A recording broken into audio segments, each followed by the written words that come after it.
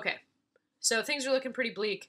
A lot of people, myself included, kind of diversify, stop making just audio, start making other things. Multimedia producer becomes a title that you find at a lot of media companies not having their own podcast department. And then something happens. 2014, there's a huge breakthrough. And it's not just one thing, it's a couple of different things. Obviously, if you're looking at the phone on the right, you'll see that Serial launches. This is a huge, huge, huge hit, more than anything else, and it came from the team at This American Life.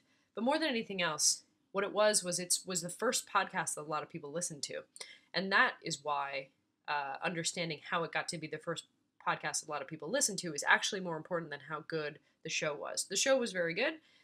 It was, more importantly, easy to find because in the build of the iTunes podcast app, it came native with the phone. I'll back up.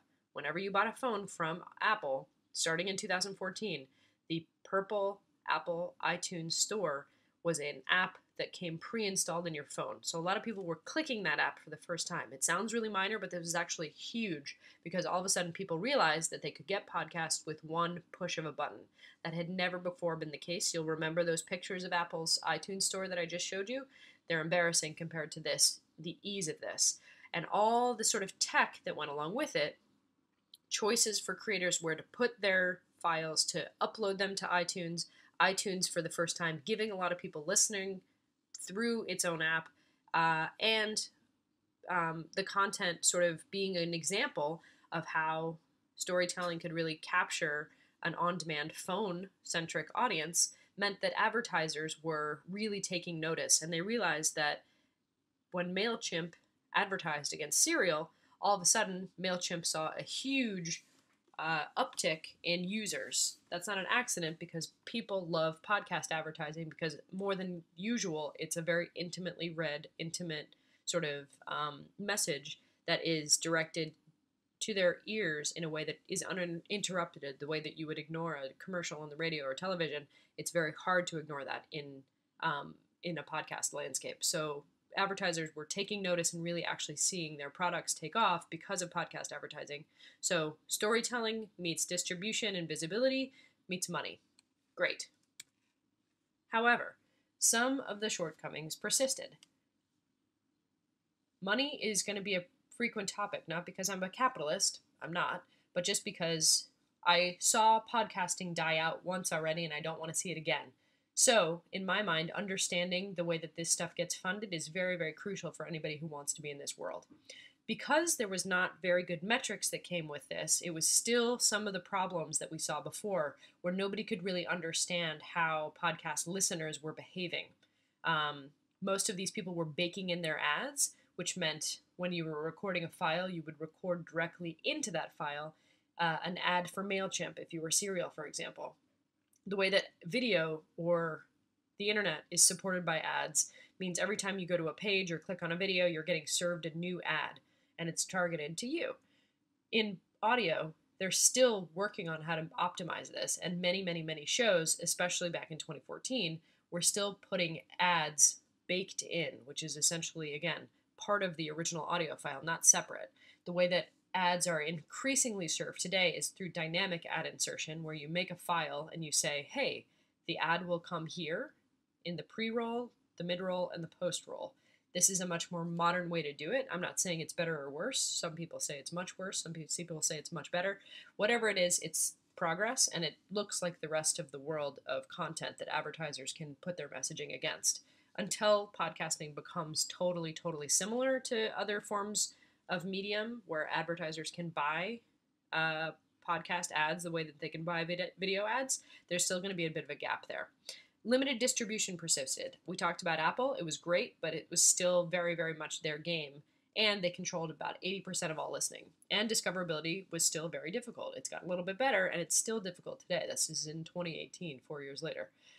Because one player controlled 80% of all listens, that's Apple, the discoverability was difficult, and the data that when you downloaded a file, you still didn't know who listened to it. So this brings us to today. What's the current landscape? I showed you earlier a slide where we talked through all the different companies. That persists. There are host and CMS publishers. There are production companies that make boutique content. This is a few examples I can think of. Like Gimlet is the best one. And there are a few ad sales companies.